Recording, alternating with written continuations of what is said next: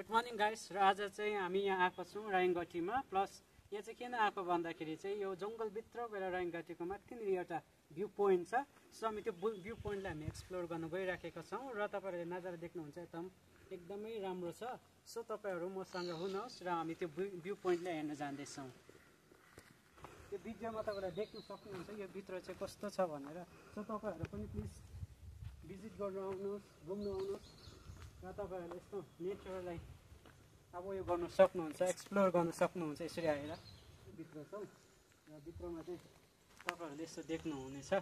Plus तपाईँले यता पनि देखाइदिनुहोस्। सो यता पनि तपाईँहरूले देखाइदिनुहुन्छ।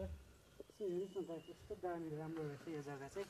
सो प्लिज तपाईँहरू आउनुहोस् है, कस्तो राम्रो छ हेर्नुहोस् त। यहाँ हेर्दै जाँदा चाहिँ we got this, I don't know यसलाई के भन्छ, बट यहाँनिर पुरा रहेछ। के भन्छ सो कमेन्टमा मेन्सन गरिदिनुहोस् होला वाट इज दिस।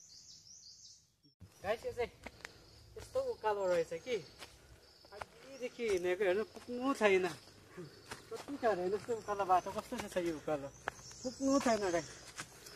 तपाईँ चाहिँ गुराँस फुलेको टाइममा आउनुभयो भने चाहिँ एकदमै राम्रो छ। बिकज यहाँनिर गुराँसको खालि उयो रुख मात्रै रहेछ, रोडोडेन्ड्रनको रुख मात्रै छ। सो गाइस तपाईँहरू चाहिँ गुराँस फुलेको बेलामा तपाईँले यो जग्गा चाहिँ भिजिट गर्नुहोस्। सो हामी त अहिले अन सिजनमा खालि एक्सप्लोर गर्नु मात्रै आएको हो। सो तपाईँहरू चाहिँ गुराँस फुल त आउनुहोस्। यो चाहिँ हामीले यहाँनिर बाटोमा आउँदै भेट्यो। आई डोन्ट नो के भन्छ, मैले बिर्सेछु यसको नाम नि।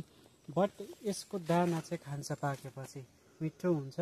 तपाईँहरूले जङ्गलमा देख्नुभयो भने खानु सक्नुहुन्छ। मैले नाम चाहिँ बिर्सेँ यसको, तर खानु चाहिँ खानु सक्नुहुन्छ तपाईँलाई। पाकेको छ भने चाहिँ, काँचो छ भने चाहिँ नखानुहोस्, अमिलो हुन्छ ल। सो मेरो भिडियो गर्नु तलै बस्नुभयो। त्यसरी माथि हाई एल्टिट्युडमा हामी आइरहेछौँ।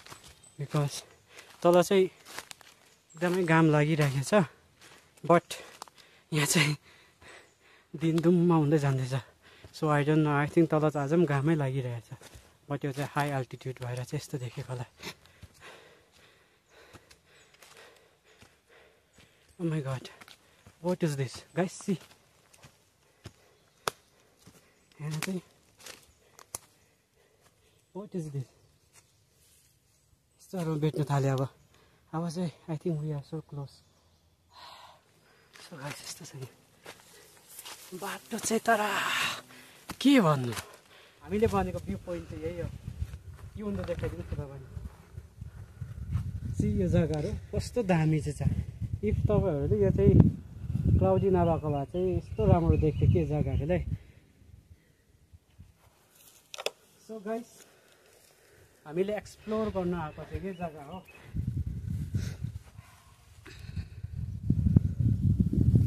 हेर्नु आएको चाहिँ हामी यही हो रायङ्गटी। सो यो जग्गा म चिन्दिनँ, ए रायङ होला है, रायङ आई थिङ्क चिन्ताम। अरू यहाँबाट चाहिँ एकदमै राम्रो देखिरहेछ। कस्तो राम्रो, कस्तो हावा पनि आएको, भ्यू पनि राम्रो हो। तपाईँहरू यहाँ आउनुभयो भने गुराँसहरू पनि यहाँ तलतिर मजाले फुलिरहेको देख्नुहुन्छ। यहाँतिर यतातिर गुराँस तपाईँहरू देख्नुहुन्छ। So I encourage you guys, please visit this place. So guys finally we are here. यति दामी हावाहरू आइराखेको छ सुरुरुरुरु। अन्त हेर्नुहोस् त तपाईँले यो जग्गाहरू यति दामी छ कि यहाँ माथि आएर चाहिँ मलाई यति साह्रो प्र्याक्टिस लाग्यो। त्यत्रो हिँडेर आयो हो। अनि चाहिँ तपाईँले रायङ्गटी पनि कहाँ दामी देख्नुहुन्छ यहाँदेखि। सो तपाईँहरूले फाइनली यहाँदेखि चाहिँ अलिकति क्लाउडी भएको रहेछ। सो के भयो भन्दाखेरि चाहिँ तल चाहिँ घाम लागिराखेको, बट माथि आउँदा चाहिँ क्लाउडी लाउने देख्नुहुन्छ। तर यहाँदेखि चाहिँ एकदमै राम्रो। सो हाम्रो हिँडेको चाहिँ हामीले पैसा होस् र इन्भाइरोमेन्टबाट यस्तै खालको एक्सप्लोर गर्नुको लागि चाहिँ होइन एक्सप्लोर गरेको छु। सो तपाईँहरूले पनि घुम्नु आउनुहोस् है यहाँनिर ल।